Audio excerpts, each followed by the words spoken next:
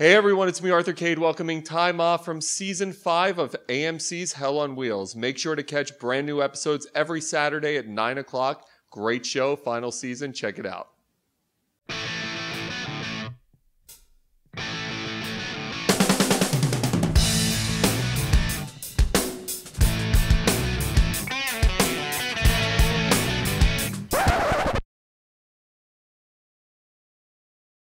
Hey everyone, it's me, Arthur Kade. Tzi Ma, you and I were just joking around because you're on, and I love this show, Hell on Wheels on AMC, and you guys are entering your final season, although they're doing the whole split into 2 years final season. Yes. And I'm going to talk all about the show, but you and I were just talking about, you guys film in Calgary, and it is, the conditions up there are insane. You got to tell me all this stuff because I talked to Anson Mount a while ago, and he was telling me this, and I'm just like, oh my God. I could never be an actor. I would be like, get me in a heated trailer and I'm never leaving. How crazy is it? Well, 4 seasons in 1 day. Does that cap it up? Unbelievable. 4 seasons in 1 day. So you get blizzard, summer, everything. Well, here's what Anson told me, right? When they offered me the role, he's the first guy that called me, okay? He said, Ty, he said, do you have rain gear? I said, not really. I live in LA. He said, do you have mud gear? I said, no, I live in LA.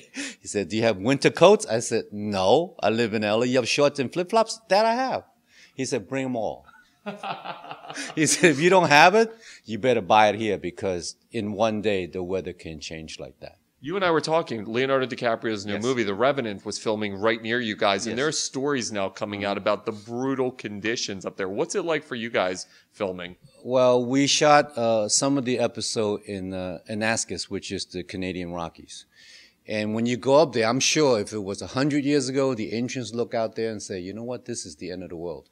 Because it's 11,000 feet above sea level, and the wind can go up to 45 to 50 miles an hour. So it's snow completely filled the mountainside. I mean, it's gorgeous. I mean, really, you look at that thing and say, okay, there is a God, right? But unforgiving. I mean, when that wind hits you, whatever expression you got on your face, keep it there because that's it. If you're sad, you're sad. If you're happy, you're happy.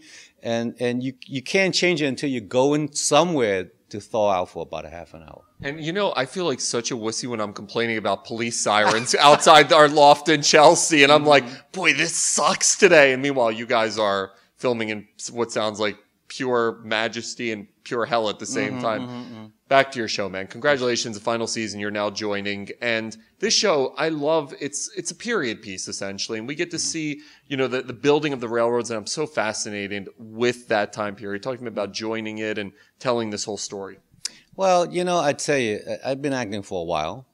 And a lot of times there come, you know, things that you say, okay, this is the greatest role ever. This is the greatest project ever.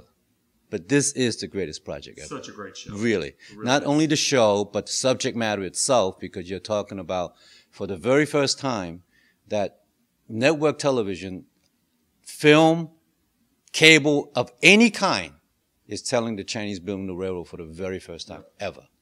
And of course, you know, in history, we spend so much time trying to tell the story. No one ever does it. I don't know why it is. I don't know why people keep on overlooking this particular event in history, which really gave America America.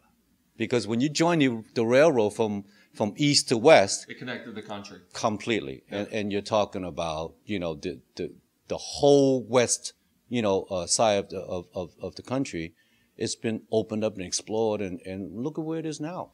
So your character in the show, very integral. You know, you're in many ways overseeing the project and overseeing the Chinese workers. What drew you to this?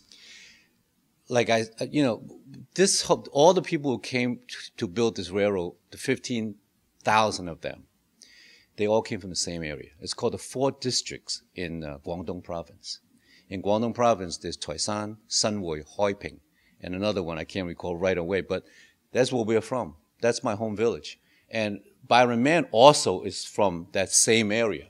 So for Byron and myself, I mean, this is kind of you couldn't find a better way to pay tribute to our forefathers, you know, because these guys are warriors. You know, they come, they have nothing. I mean, just a shirt in their backs, and they built the most amazing piece of construction known to man. I mean, today you couldn't do that. you know? It's fascinating. I remember when I spoke with Anson, I didn't realize the fan base this show has, how viral they are, and how insanely obsessed they are with this show. It has that Walking Dead feel to it, but again, for a different period. Talk to me about the fan reaction just joining the show. Has it been crazy for you? They are so supportive. These guys, I'm telling you, they are very sharp. Because now, I don't know, this wouldn't be a spoiler alert, right, Kate? I mean, just this, the second show's already aired, right? The second show's already aired, right? Okay, so. We have the publicist off camera giving authorizations. Well, but all of a sudden, I get like an email from AMC like, your role has been rescinded for the second half. Thanks for spoiling it. The role was $5 million. The crazy part of it is that when the first show aired, right, premiered, and they kept on talking about my son. And of course, my son is my daughter, so she's actually disguised as a man. Right. But I tell you, these fans are so sharp. They started saying, there's something interesting about this A. Joe character, because we never mentioned her name, Angela, right? So we just use A, period, Z-H-O-U. That was the name, right, for the actor. But man, they were so sharp. They started catching on right away, and they started having these discussions, on the fan site about, who is this guy? We've never seen him before. We want to know more about this guy. And I remember I did a really messed up thing. I posted this picture. You gave away more spoilers. Well, actually, but it was really early on, okay? But I really didn't think it was that bad. It was like me, Anson, Angela, and Byron. We all went to see a movie, right? During a little bit of a break. And I had posted that picture. And they came and said, who's the girl? Who's the girl? I was like, oh, God, I think I messed up. So John Worth, the producer, the showrunner of the show, sent me this email. Ty, I think you need to take that picture off the site. So here's what I've learned from this interview. If I ever produce a movie and you're cast in it, I have to have you sign like 4 different NDAs.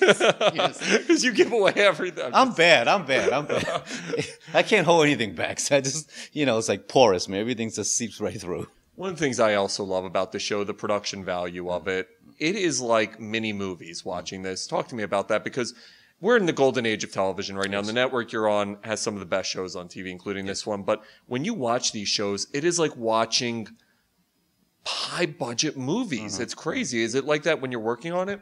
Absolutely. I think we have a wonderful DP in Marvin Rush. He's just a genius, really. I mean, in terms of utilizing what we have, and we do spend. We take our time. We don't rush on anything. I mean, really, the directors know that. All the directors who come to the show and direct all the episodes, they understand that this is a process, and that the element is, that we shoot in is a character. So we have to take that into consideration. If it's pouring rain, we're going to shoot in pouring rain. We're not going to stop. If it's snowing, we're up, in the mountains, all of that is part of the show. So whatever happens, to us as actors, we deal with it, because if it's too cold, we put on a coat. And when we're ready to shoot, we take the coat off. Yes, it's freezing, but it's good, because it brings the reality to the kind of conditions these guys have to face every day back in 1860. So, yeah. Is it weird coming into a show when it's already established, there's already a built-in cast, and you're now a new character being introduced as an actor? Is there an adjustment period around that? Well, fortunately for us, it's almost like 2 shows, in season 5. You devote a lot of time, with the Chinese workers. So, and we live separately. I mean, even, historically speaking, we live separately from everybody else. We have our own Chinatown. And so even on set, because the whole set, is built around, in the town of Truckee. Truckee still exists in California. Now I think it's like some kind of a skiing training ground. But back in the day, that was the Chinese home. That's where we lived. And it's pretty much confined in some ways. I'm not quite sure, the reasons why being that, because there are Chinatowns everywhere. In all over North America. And the reason they exist is because, for probably not convenience, probably some discrimination of some kind to kind of confine us in certain areas. So I'm not quite sure if that's the case back then. Maybe it's just logistics, because the Chinese workers ate different food. I mean, we plan our day differently from any other worker during that time. So in some ways, you know, it's for practicality that happened. But in another way is that maybe, you know, the powers that be back then say, you know what, let's keep these guys on the side, you know. So either, you know, we keep them out of trouble, you know, because we don't know what's going to happen to these guys. You know, if they come out to this kind of wild, wild west setting, I mean, how would these cowboys think about these guys who are just pretty foreign to them? You know, they probably have never seen a person of Chinese descent before. And it's such a great part, just having watched even the first episode and seeing the characters introduced. You forget how different it was back then, and to watch. I don't know if racism is the right word, and maybe it is, but there is such a sense of lack of gentrification back then, and how different nationalities were looked at as menial workers. It's debilitating to watch. It really is incredible. I think the racism is unavoidable, really, right, because you're importing 12,000 workers in a very short period of time. So it was 10% of the population in California. That's overwhelming. Yep. You know, if you live there and you've had your homestead in somewhere around the vicinity, I think you would feel a bit threatened. So that doesn't surprise me in any way.